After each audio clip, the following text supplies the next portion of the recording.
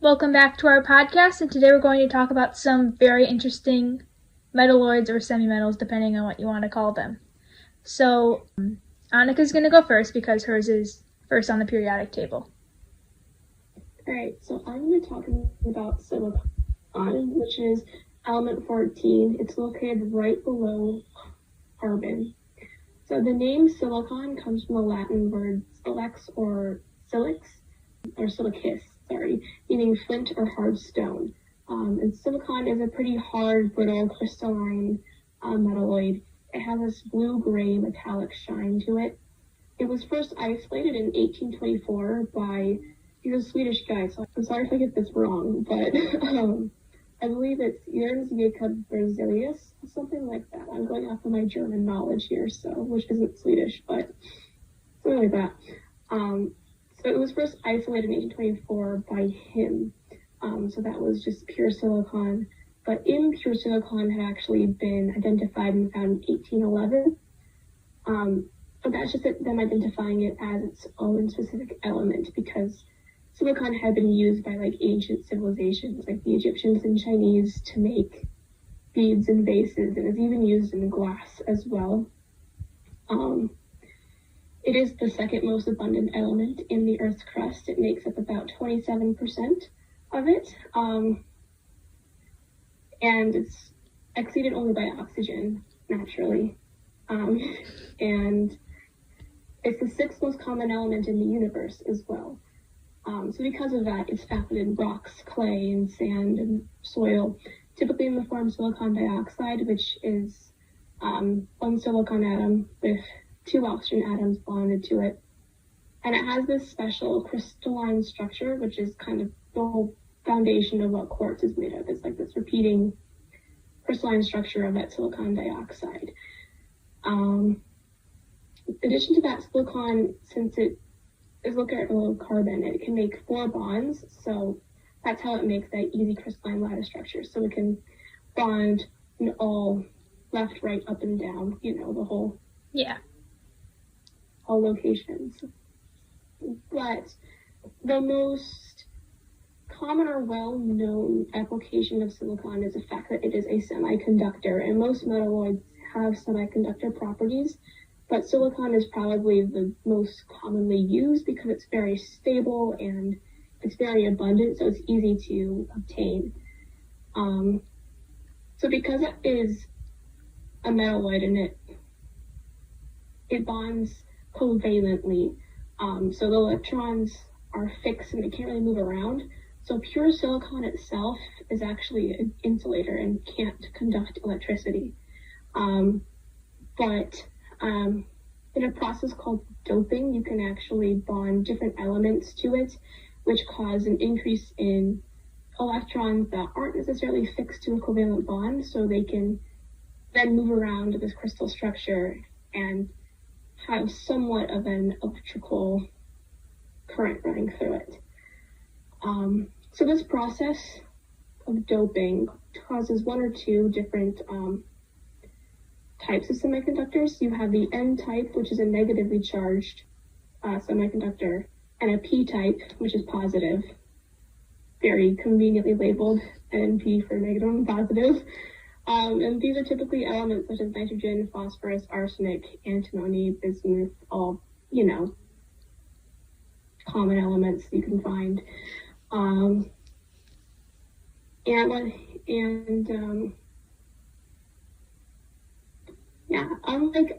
interesting thing is that unlike metals, where if you increase their temperature, their conductivity decreases.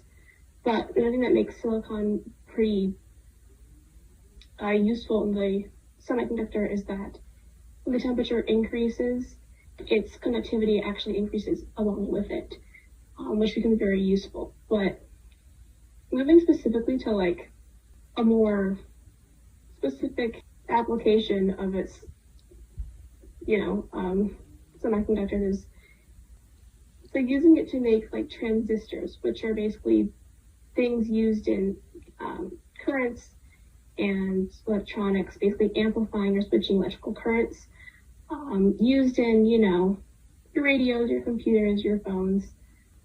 A common transistor, it would be like a metal oxide semiconductor field effect transistor, which is really, it's a lot of words. So it's abbreviated to like MOSFET, MOSFET. So which is basically you have a crystalline form of a metalloid bonded with what are called trace elements, like those elements that, it's like a whole doping process. Certain parts of that silicon crystal would be adulterated with these other elements. And there would be other areas that would be just pure silicon. So you can have the electricity flowing through parts with the impure silicon and then parts that are completely insulated with the just pure silicon. So you can have that alternating between being able to conduct and unable to conduct. And what happens is if you connect that to a positively charged metal plate connected to a power source, the negatively charged electrons could be attracted to the positive plate so they can leap across the pure silicon and they can conduct electricity and they can just do this whole semiconductor thing. And that's all I have. That's really cool. I say that every time, but actually unrelated but also sort of related. When I was in 6th grade, I used to read the little chemistry books because that's what I did in 6th grade. But I had a silicon book, and people would always be like, "That's not a thing. It's silicone." And that's why I mispronounced it before the episode, is because I got them mixed up after that because people would call it silicone instead of silicon, and then I just got them all mixed up together. But yeah. And that's an interesting fact about my life in 6th grade. Yeah, and I chose arsenic, which is element number 33. It's below phosphorus. It's diagonal to silicon, you have boron and then to the bottom right of silicon, sort of. And it's obviously a poison, if you haven't heard of that. We're going to start with that because I just thought it was really interesting, and I never actually researched anything about it, and I never thought I'd do researching how does arsenic work. But I looked up how the poison works and everything, and what it actually does is, if you've learned about cellular respiration, it's where your body makes ATP out of glucose, which is adenosine triphosphate. And the way that ATP actually works is that you have your adenosine and it's connected to your ribose, and then there's 3 phosphate atoms or molecules connected to it, and they're all negatively charged, so they want to get away. So every time that one is kind of released, you get energy because they're trying to split away. And the more phosphates that you have, the better, but that's what gives you your energy. What arsenic does is it disrupts that cycle. And if you think about it, you need to breathe so that you can make ATP. So if you don't breathe for half an hour, you're going to die. That's exactly what it stops. It's the same thing. So it's very poisonous, and it has no taste and no color, which is why it's used in so many murder novels and things like that, because it's the perfect poison almost. It's not even that uncommon. It's common, tasteless, odorless, and can kill you. Aside from that, it was first sort of discovered in the 4th century when Aristotle wrote about a compound that was made from arsenic and sulfur, which I don't know exactly how it's pronounced because I forgot to look it up, but I think it might be sandarake, maybe? But by the 11th century, there were different kinds of arsenic recognized, like yellow and white, and things like that. So it's kind of like phosphorus in the way that it has different types. But it wasn't until the 13th century that it was kind of discovered as an element. So it was there is this arsenic element, and it is different from all these other things, which was done by Albertus Magnus, but it's actually uncertain whether he observed the element. But we know that in 1649, a German pharmacist named Johann Schroeder, or Johann, I don't know, now. German? The J would be pronounced like a Y. Oh yeah, Johann. I was gonna say it sounds wrong. By Johann Schroeder, who was a German pharmacist, and he found it by heating an arsenic oxide with charcoal. And by the 18th century, it was pretty well known as a unique semi-metal. So it took a little bit. Like, it was first this, like, sort of seen in the 4th century, but by the time we got to the 18th century, it was kind of pretty well known. And the way that it's kind of gotten, like, the way that you get it so that you can use it, it's a byproduct of smelting things like gold or copper, lead, and cobalt. So when you smelt them to get the impurities out, like you have gold ore and you need to get gold, some of the things that you get out of that are things like arsenic, which is how you get arsenic. A lot of what it's used for, it's obviously not used in anything edible because that's just a bad idea. But it can be used to preserve wood because it kills like fungi and insects in it, which would keep the wood safe in theory. But it also is banned in a lot of countries because it's also unhealthy and it can lead to cancers and different things like that. So it can be used to preserve wood, but in many places it's not, just because of the health concerns. And there are also two main types. There's organic and inorganic, which sort of a little bit of, well, not really organic chemistry, but a little bit, just because the organic part is the part with carbon in it, and the inorganic part is the part without carbon. So if you have arsenic that's bonded with carbon in some sort of molecule, then that's organic. And if there's no carbon, then it's inorganic.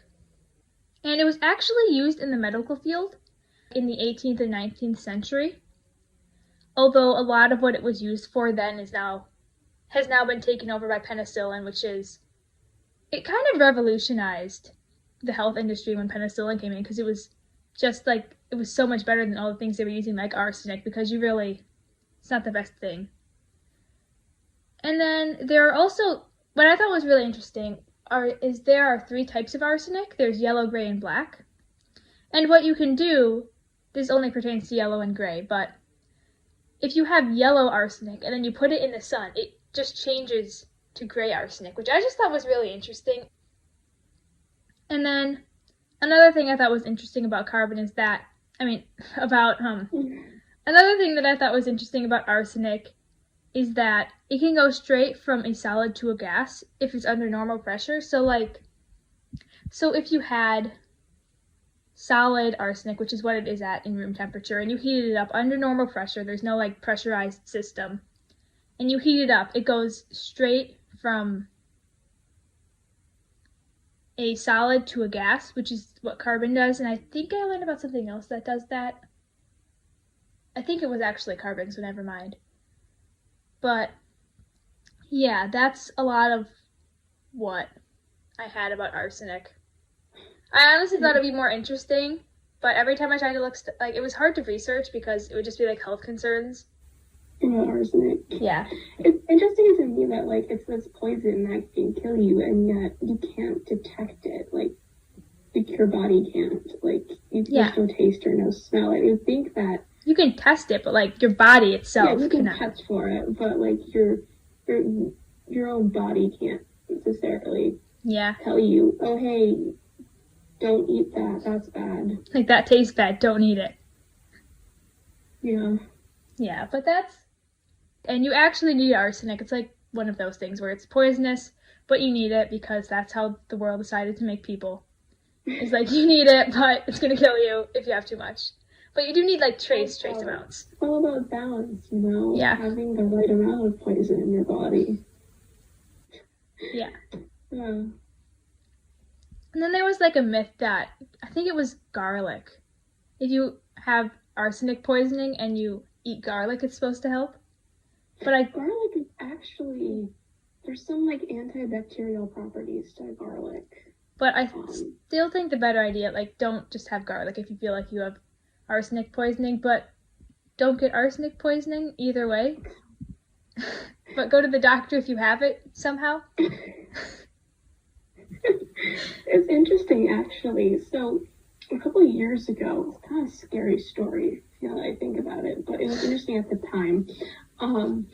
So we got this thing in the mail that had all the counties where we live, and it was color coded by like water quality, and like the groundwater or like just your water source. And the area like where I lived, it was like you have a higher than good arsenic percentage in your water. We're like, oh, okay. Yeah, I know Heartland's supposed to have a lot of arsenic in it, which is, great. Thank you for listening to our podcast, and join us next week when we'll be talking about some more elements.